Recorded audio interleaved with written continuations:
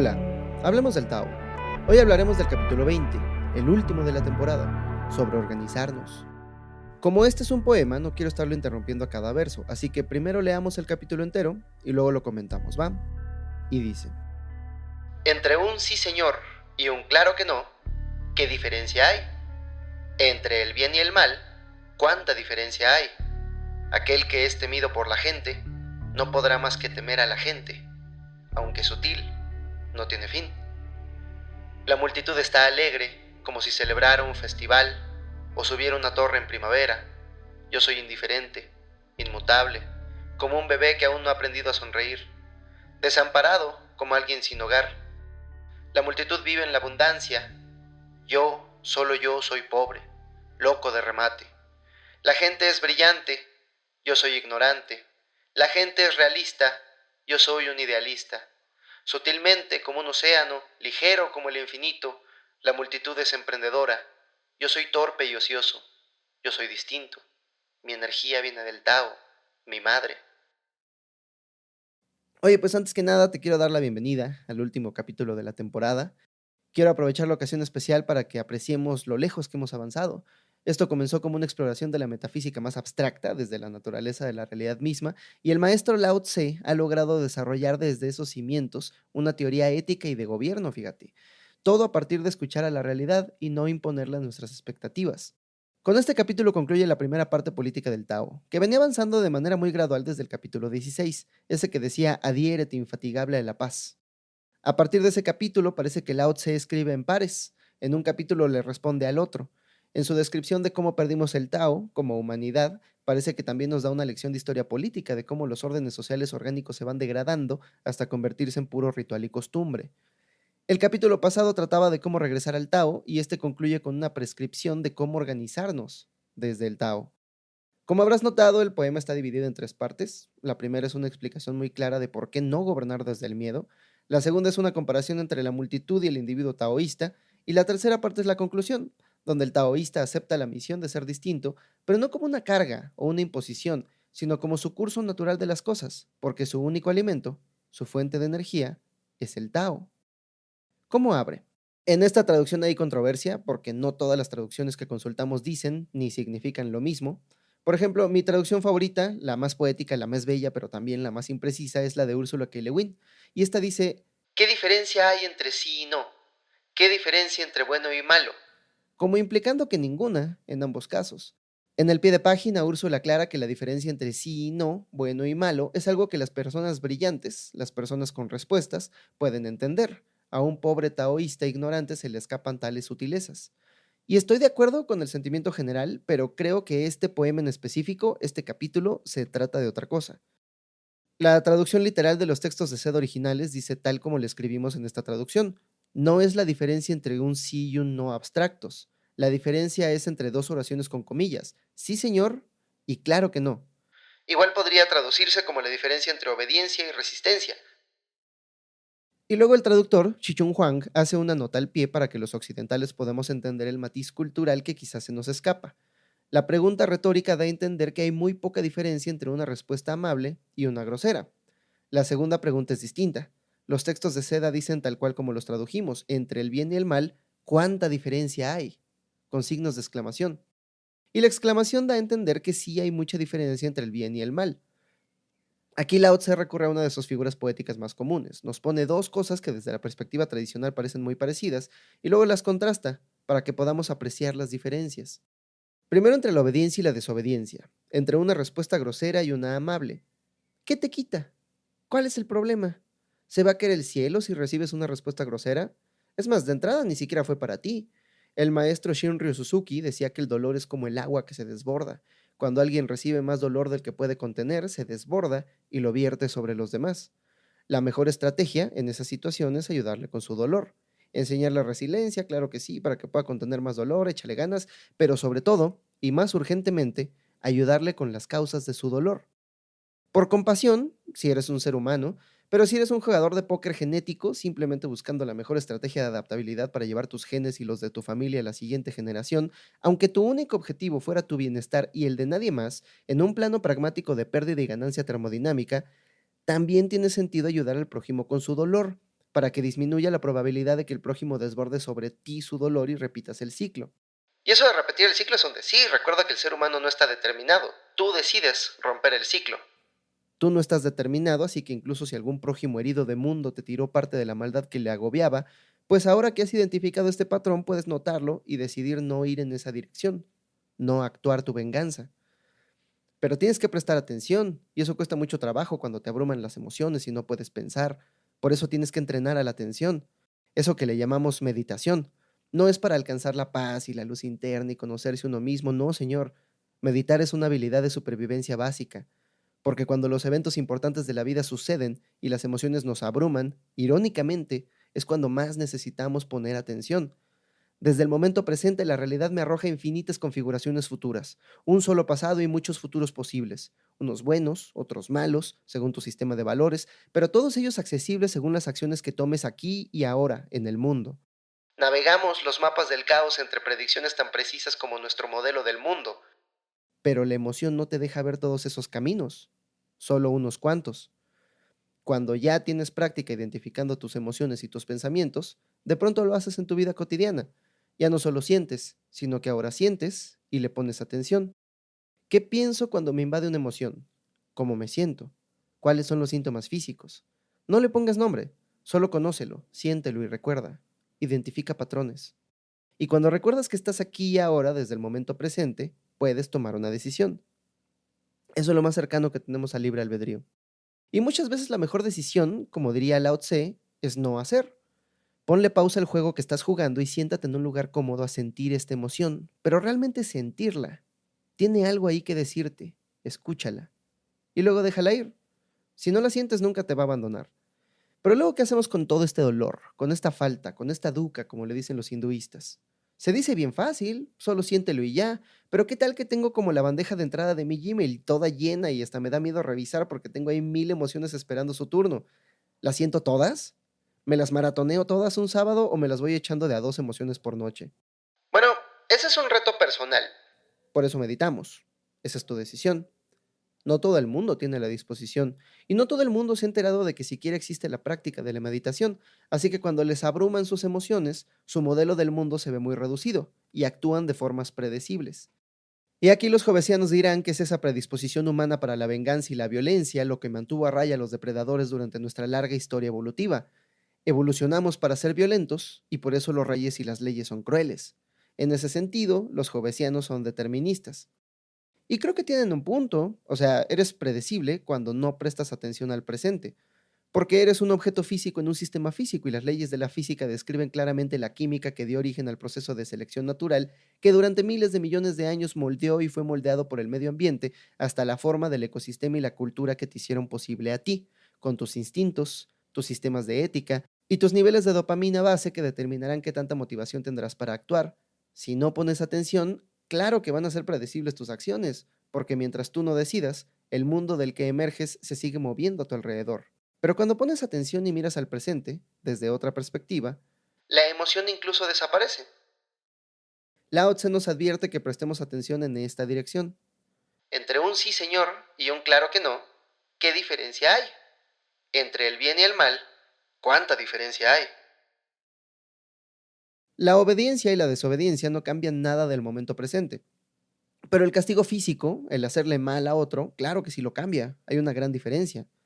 Si un rey le dice a su súbdito que le prepare un sándwich y el súbdito le dice, Nel, perro, háztelo tú, pues al rey no se le cae la nariz, no le van a salir ronchas, no le pasó nada. Nada de su configuración física del momento presente cambia.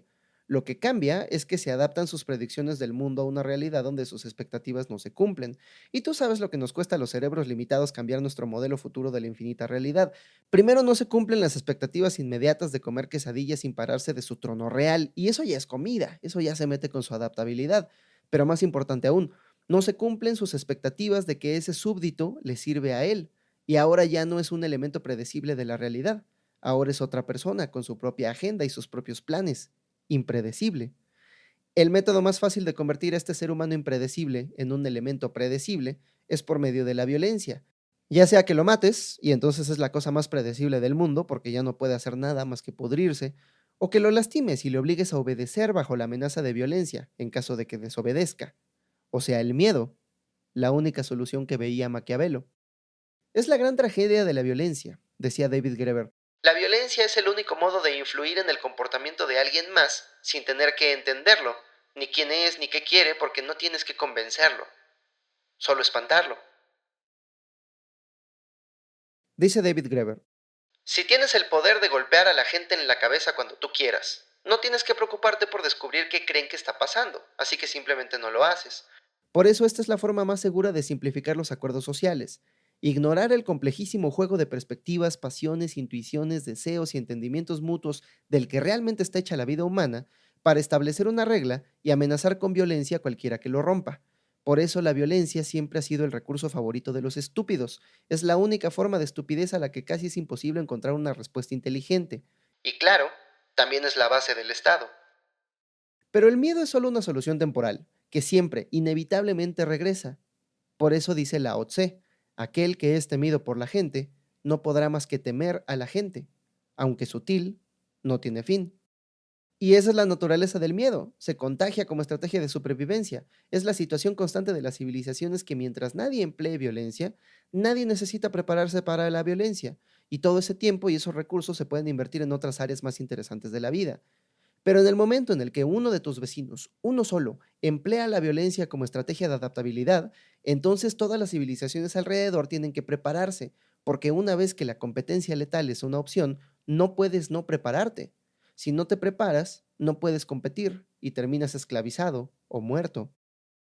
Y como decía Benito Juárez, entre los individuos como entre las naciones, del mismo modo que una persona llena de dolor se desborda, una sociedad con muchas de estas interacciones sería una sociedad con un exceso de dolor y que como resultado se desbordaría sobre otras naciones en la forma de competencia letal. Te comparten su dolor, y el dolor más grande y antiguo que conocemos es el hambre.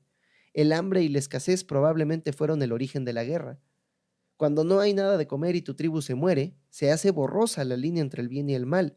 Si del otro lado del río ves a una tribu que ha comenzado a cultivar sus campos, quizá en la noche trates de cosechar algunos de sus frutos sin que nadie te vea, y en tiempos tan precarios, ese alimento podría significar la diferencia entre sobrevivir al invierno o no.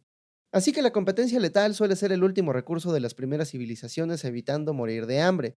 Pero una vez que todas las naciones tengan el potencial para la guerra, cada civilización buscará una ventaja en el campo de batalla, así que siempre hay un incentivo para invertir más recursos y más investigación en nuevas y mejores maneras de matar a otros seres humanos.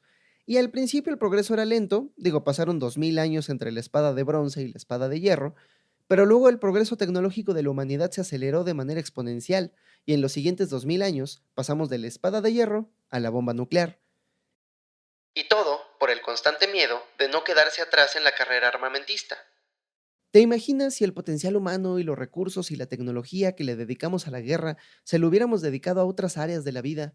Hoy tendríamos colonias en Marte, seríamos una civilización interplanetaria, seríamos otra humanidad. Pero regresa al presente. Somos esta humanidad. El miedo, dice Lao Tse, aunque sutil, no tiene fin. El miedo es el asesino de la mente, decía Paul Atreides. Entonces, ese gobierno, dice Lao Tse, que no. Gobernar por medio del miedo nos llevará a la muerte, y nuestras más de 14,000 ojivas nucleares alrededor del mundo dicen que le atinó. Entonces, ¿cómo deberíamos gobernar? Bueno, acuérdate que según Lao Tse debemos gobernar desde el Tao, lo que significa que nadie gobierna, nos autoorganizamos. La pregunta correcta sería: ¿cómo nos organizamos? La multitud está alegre, como si celebrara un festival, como si subiera una torre en primavera. Yo soy indiferente, inmutable, como un bebé que aún no ha aprendido a sonreír, desamparado, como alguien sin hogar. En esta parte, Lao Tse hace una división entre cómo vive la gente y cómo vive el individuo, en primera persona. Acuérdate que para el taoísmo uno es todo y todo es uno, tu perspectiva individual es el origen del universo y es todo lo que existe. Algo así como lo que decía el dominico alemán, Meister Eckhart. El ojo por el cual veo a Dios es el mismo ojo por el cual Dios me ve.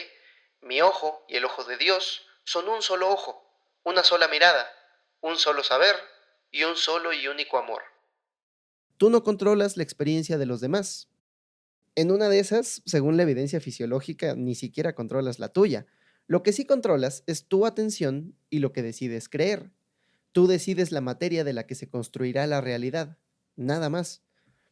Una sociedad organizada alrededor de ese principio no sería una donde se obligue a todo mundo a meditar y vivir virtuosamente o si no te agarramos a chanclazos. ¿Te imaginas una dictadura del espíritu? ¿Qué realidad más distópica? Aquí Lao Tse nos pide dos formas de vida: la forma de vida de la sociedad y la forma de vida de quienes siguen al Tao. Y es muy explícito en esas métricas que deberíamos estar siguiendo. Primero dice: la multitud está alegre, como si celebrara un festival. En la traducción literal de los textos de Seda, este verso dice: la multitud está jubilante, como cenando en el Festival del Gran Corral. El Festival del Gran Corral era la fiesta más grande que celebraba el emperador. Para este festival se construía un gran corral, ¡duh!, y en él se podía y en él se ponía a vivir a un buey, un cerdo y un borrego. Luego de un año, los animales eran sacrificados en honor al dios de los granos y al dios de la agricultura, y se dividía la carne entre los asistentes para que se hiciera un gran banquete. Esta era una gran fiesta. Originalmente iba a escribir que esto era como su Navidad, pero aquí hay mucho más. Aquí hay una experiencia colectiva que la gran mayoría de los citadinos nunca hemos experimentado. Porque la Navidad es cada vez más un evento parroquial, con amigos o familia, pero no hay comunidad. Hay un grupo de personas muy reducido. Si acaso se hace la cena con la familia extendida, los tíos, los primos, los abuelos, pero fuera de eso, son pocas las experiencias en la ciudad donde se involucra a toda la comunidad. En algunos pueblos y barrios todavía se guardan algunas de las tradiciones comunitarias. Aún se juntan los niños de la cuadra para pedir posada, y las familias marchan juntas cantando el Ora Pro Nobis. Bueno, eso es lo más cercano que podemos imaginarnos al Festival del Gran Corral. Pero ahora imagínatelo en grande, patrocinado por el emperador. No dice Lao Tse que se aplique ese mismo festival, él lo que dice es que la gente debe estar así de feliz, en esa misma cualidad de celebración y cooperación comunitaria, comiendo con toda la comunidad. Subiendo una torre en primavera, dice, y esto nos remite a los festivales de primavera, donde se sube a los templos en las montañas para dejar ofrendas y agradecer por haber sobrevivido otro invierno. Esta es otra dimensión de la felicidad comunitaria que nos prescribe Lao Tse. Así como enseña el maestro, primero llena su barriga y luego vacía su mente. La felicidad abundante del festín comunitario está bien, pero también está la felicidad de la causa colectiva: subir junto con los vecinos y los niños al templo de la montaña y admirar la arquitectura. También tiene que ver con el placer estético de los entornos hermosos y el arte. Pero luego viene el contraste, y dice Lao Tse: yo soy indiferente, inmutable, como un bebé que aún no ha aprendido a sonreír, desamparado como alguien sin hogar. Y aquí creo que vale la pena preguntarse, a ver, ¿por qué? ¿Por qué el maestro o la maestra no pueden también disfrutar del festival? ¿Por qué la sociedad puede divertirse, pero el individuo no? Es que ambos son uno mismo. Hace rato hablábamos de la dualidad del libre albedrío. Si estás consciente de tus opciones y de tu mente en el momento presente, eso es lo más cercano que estarás al estado de libre albedrío. Pero cuando estás en otra cosa, recordando el pasado o prediciendo el futuro, como estamos el 80% de nuestro tiempo, pues no estamos presentes y nuestro cuerpo actúa en automático. Es un elemento más del universo físico que sigue las predeterminadas leyes de la física. Cuando pones atención, eres el Tao que se observa a sí mismo. Cuando no pones atención, eres la gente. Y no tiene nada de malo. O sea, repruebo de estas enseñanzas espirituales que te piden separarte de la comunidad, y no, la comunidad es toda nuestra fortaleza. ¿Y a poco no es el plan perfecto? Plena conciencia del presente cuando prestas atención y fiesta, comunidad y significado cuando te distraes. A mí me encantaría vivir ahí. Y pues imagínate una sociedad compuesta de este tipo de individuos, conscientes de la gran farsa, pero al mismo tiempo dispuestos a apreciar la cotidianidad. No una sociedad entregada a la tradición de tiempos pasados, ni a la persecución eterna del progreso futuro. Imagínate una sociedad dedicada al presente, no a los placeres efímeros y hedonismo vacío, sino una sociedad dedicada a cultivar la mayor cantidad de momentos presentes en cada aspecto de la comunidad. La arquitectura no sería hecha con los materiales más baratos para aumentar el margen de ganancia, sino que serían materiales locales, dispuestos para ser hermosos, para cultivar momentos de contemplación entre la gente que pasee por esas calles. Las calles mismas serían caminables y espaciosas, cubiertas de vegetación, con espacios de reunión para sentarse y platicar, porque el objetivo no sería el eficiente paso de los coches, sino la creación de más y mejores momentos presentes.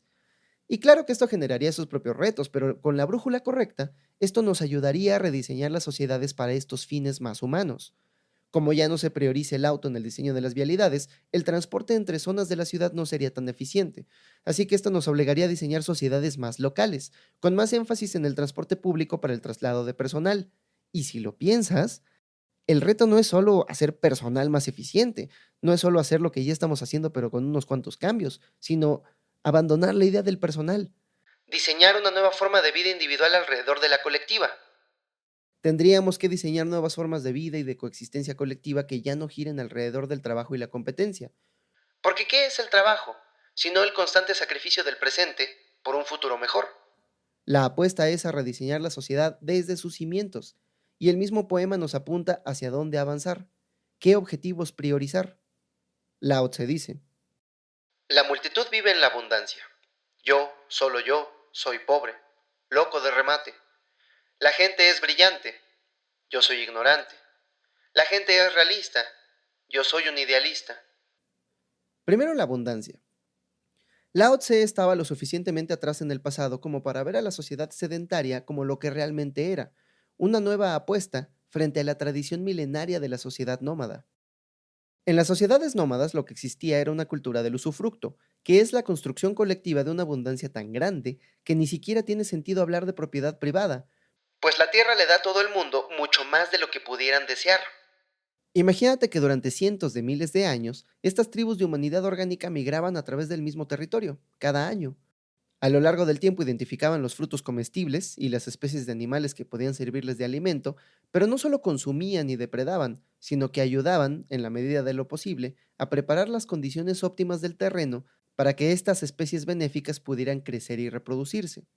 De cierto modo, la humanidad había entrado en una relación simbiótica con plantas y animales de todo el mundo, que se beneficiaban de la capacidad humana para diseñar y planear a largo plazo, y a cambio nos alimentaban tan abundantemente que no tenía sentido hablar de propiedad individual. Piensa en la selva del Amazonas. La evidencia arqueológica sugiere que en el punto más alto de su civilización había hasta 2 millones de personas viviendo a la orilla del río y sus vertientes.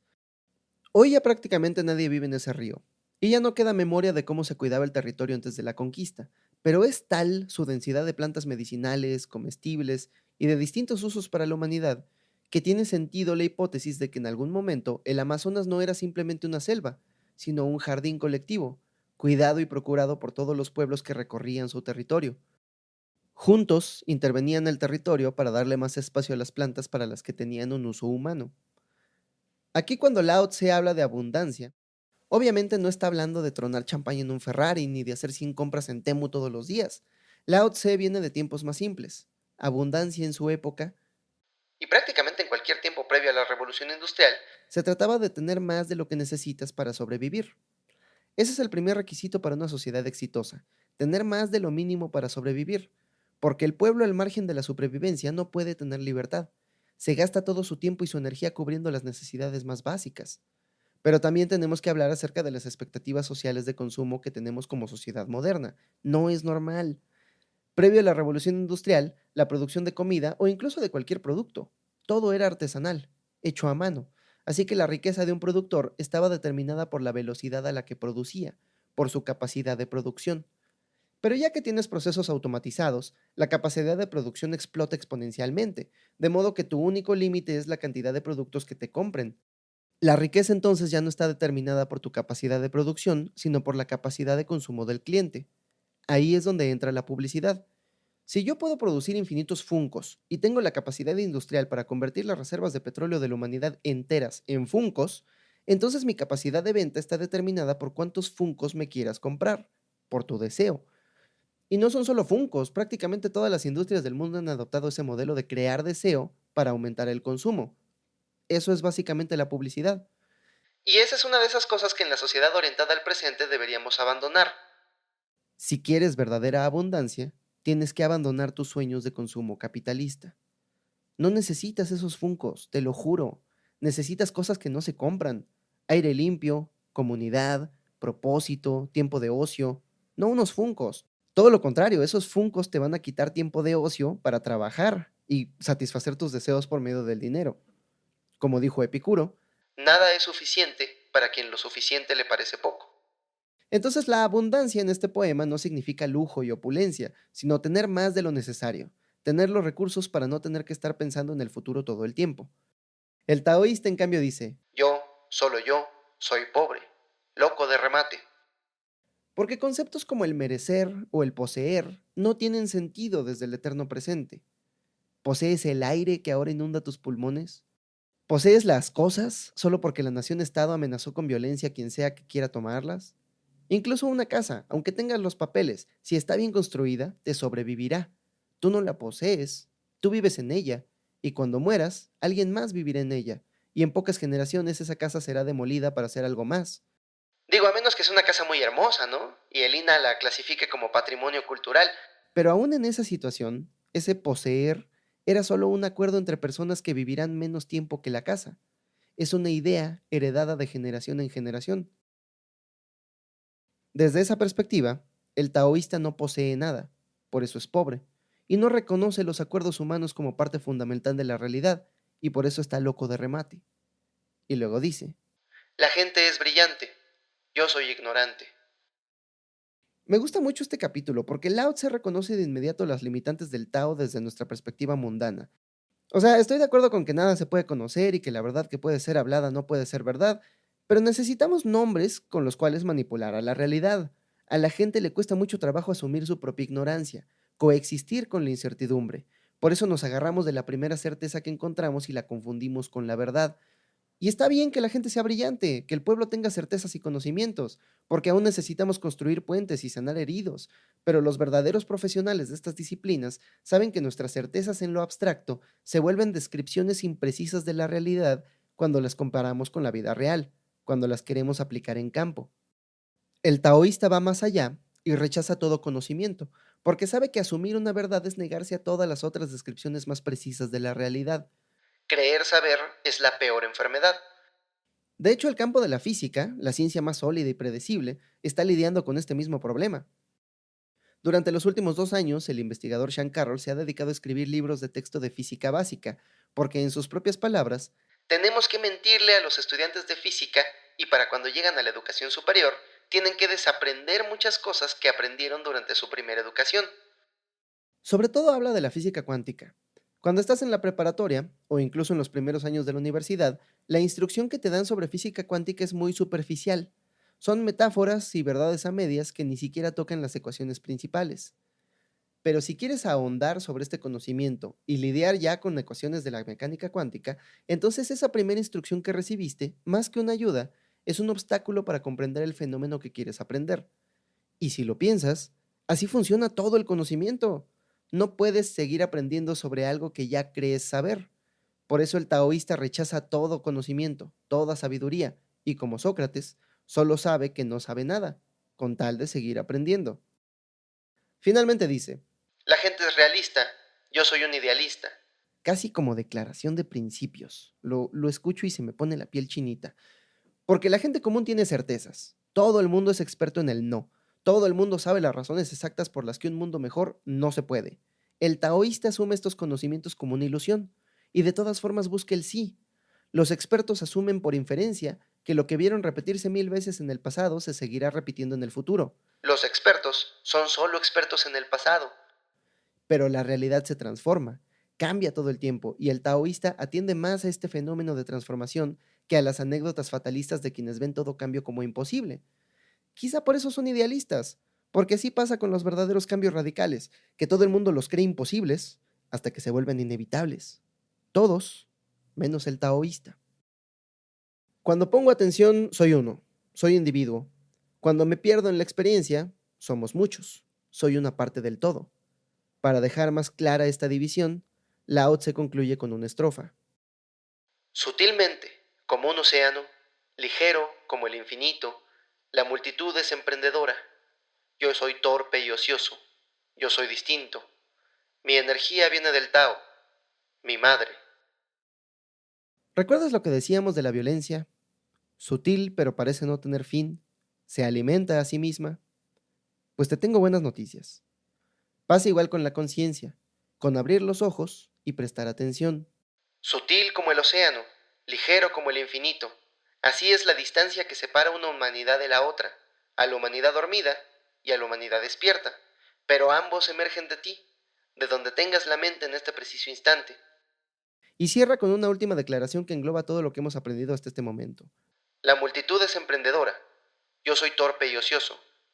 La multitud se empeña en hacer, en seguir sus certezas, en ejecutar sus planes y alcanzar sus metas. El taoísta tiene otro juego, más largo. Entiende la importancia de vivir con un propósito y seguirlo, pero su verdadero orgullo está en no hacer, porque así es como actúa el Tao, que no hace nada, pero a través de él todo se hace. Cultiva espacios de soledad y silencio para observar y para escuchar al Tao, ver qué quiere de ti. Por eso al final de este capítulo dice, yo soy distinto, mi energía viene del Tao, mi madre. Y digo, ya no nos va a dar tiempo, ¿no? De comparar todas las primeras referencias que hace acerca del bebé, acerca de vivir como un bebé, con los conocimientos de un bebé, con la misma ignorancia, con la misma suavidad, la misma flexibilidad, y después alimentarse de la madre, que es el Tao. Es una bonita metáfora.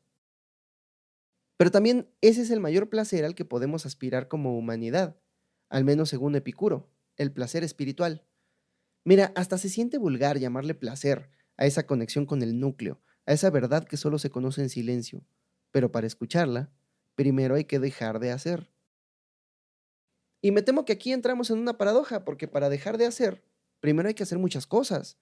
No podemos dejar de hacer aquí en el núcleo de esta civilización postindustrial, donde las vidas de millones dependen de la complicada red de suministros y explotaciones mutuas que hacen posible la sociedad contemporánea.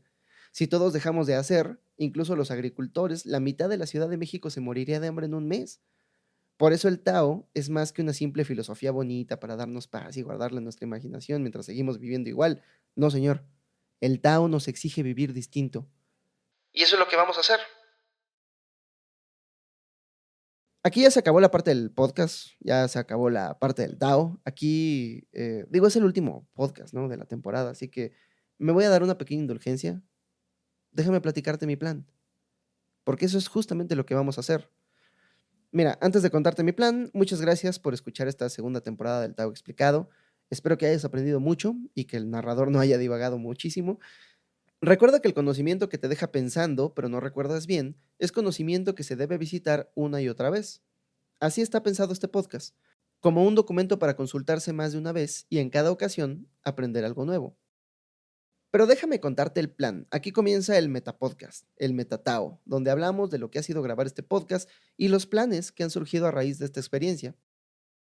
Pues fíjate que se siente mal hablar de decrecimiento, de vivir distinto, de actuar de acuerdo al Tao y al mismo tiempo llevar una vida de consumidor promedio en la Ciudad de México, que está dejando sin agua a la parte centro de todo el país. Así que, pues no nos queda de otra. El Tao irrefrenable que habita en nuestro interior nos exige vivir distinto. Y eso es lo que vamos a hacer. Como sabes, este podcast se grabó en colaboración con Podimo y por cada uno de ustedes que haya ingresado con el enlace de promoción y se quede a pagar por lo menos un mes, Podimo me dará a mí cierta suma. Si suficientes de ustedes se quedan a escuchar esta locura durante al menos un mes, entonces Podimo me pagará lo suficiente para comprar tierra y empezar una nueva comunidad, con ecotecnologías, con espacios comunitarios, con proyectos de permacultura, para literal dejar de hacer y que la naturaleza solita se recupere a nuestro alrededor. Ya empezamos los primeros experimentos de ecotecnologías y bioconstrucción. Recientemente, con el proyecto político de Migala, nos sumamos a los esfuerzos de reconstrucción de Acapulco y estamos aprendiendo muchísimo, al mismo tiempo que capacitamos a la gente del puerto para construir sus casas por medio del superadobe. El superadobe es genial, es una técnica de construcción que es básicamente construir con tierra. En lugar de comprar materiales y usar maquinaria para destruir el ecosistema, se llenan costales de plástico con tierra y se apilan uno encima del otro. Se disponen en forma de iglú con alambre de púas entre las filas para amachinar y luego a la superestructura se le recubre con una mezcla de tierras que hace que la estructura sea sólida e impermeable. Estamos probando con este tipo de bioconstrucción porque nosotros lo vimos con nuestros propios ojos. Pasó el huracán Otis por Acapulco y los hoteles más lujosos quedaron hechos ruinas, hoyos en la pared. Mientras tanto, las estructuras de superadobe, por su fuerza estructural y por su forma aerodinámica, quedaron completamente intactas. Y lo mejor es que se pueden construir en comunidad y con materiales locales, así que solo necesitamos tierra y esa tú nos vas a ayudar a conseguirla. Andaba viendo por dónde y un amigo inversionista que se dedica a traquear los precios de las mercancías me contó de la gran oportunidad de la crisis del agave. Ya con esta anécdota me retiro, pero es que me llena de esperanza. Resulta que en Jalisco siempre ha sido un gran negocio el tequila. Y de un rato para acá, la gente que tiene mucho dinero y lo quiere multiplicar, pero pues no saben hacer nada o no saben inventar nada, pues se van por el que consideran que es el camino más seguro e invierten en agave. Esta ha sido una catástrofe ecológica, porque hay tanta gente invirtiendo en nuevas huertas de agave que ya prácticamente no existe el ecosistema local de Jalisco. Lo que solía ser un bosque de estepa semidesértica, hoy es un literal desierto invadido por monocultivos de agave. Si tú vas a Tequila, Jalisco, puedes ver agave hasta donde alcanza la mirada. Yo lo vi con mis propios ojos. Pasamos por Tequila, Jalisco en camino a ver el eclipse de Mazatlán y cuando pasamos, el poco bosque que les quedaba se estaba incendiando. Pasamos de regreso 3 días más tarde y el bosque seguía en llamas. El problema es que esta fue una apuesta equivocada, porque tanta gente al mismo tiempo está cultivando agaves que ahora hay una sobreoferta y su precio se está desplomando. El día que el asesor financiero me enseñó los números, el precio por kilo del agave había caído de 150 pesos a solo 30 pesos. Resulta que la industria global de agave necesita consumir al año algo así como 120 millones de plantas, pero por la voracidad sin plan ni límites de los capitales jaliscienses, se cultivaron más de 300 millones de plantas y no hay mercado para toda esa producción. Ahorita los productores de agave están muy preocupados porque para muchos saldría más caro seguir cultivando el agave que lo que les van a pagar por su producto. Así que muchos están buscando vender la tierra. Es una tragedia ecológica, económica y social por donde lo veas, pero también es una gran oportunidad. O sea, ¿qué mejor lugar para poner a prueba las capacidades regenerativas de la permacultura que en tierra devastada por la Revolución Verde? O sea, no es solo una gran oportunidad para explorar cómo podríamos crear una nueva civilización más justa, horizontal y democrática a través de las enseñanzas del Tao. También es un experimento para diseñar un protocolo de recuperación del suelo y la biodiversidad en todas estas regiones devastadas por la agricultura industrial. Mira, desde la perspectiva del Tao y de todas las fuentes que hemos consultado, a la sociedad actual no le quedan mucho tiempo de vida. Aunque los sueños más descabellados de Henry Kissinger se cumplan y el status quo se mantenga, que lo dudo, nuestra civilización consume muchísima energía solo para mantenerse como está. Tenemos que seguir corriendo solo para mantenernos en el mismo lugar. Y nuestras principales fuentes de energía fácil de quemar se están agotando. Se estima que en 50 años las reservas globales de petróleo se agotarán y al carbón le queda aún menos tiempo. Si no encontramos un reemplazo antes, la sociedad se nos va a caer encima. Y yo no le apuesto a encontrar un reemplazo energético porque para empezar, esta torre de Babel ni siquiera merece mantenerse en pie. Las grandes masas de la humanidad hoy viven vidas de callada desesperación y ni todo el desarrollo tecnológico del mundo podrá arreglar eso. Necesitamos una nueva sociedad, con otros axiomas y otras formas de interactuar entre humanos. Nuestra apuesta será comprar tierra, construir nuestras casas, poner cachanubes y biofiltros para el agua, automatizar cultivos para la comida, poner biodigestores para el gas y los fertilizantes.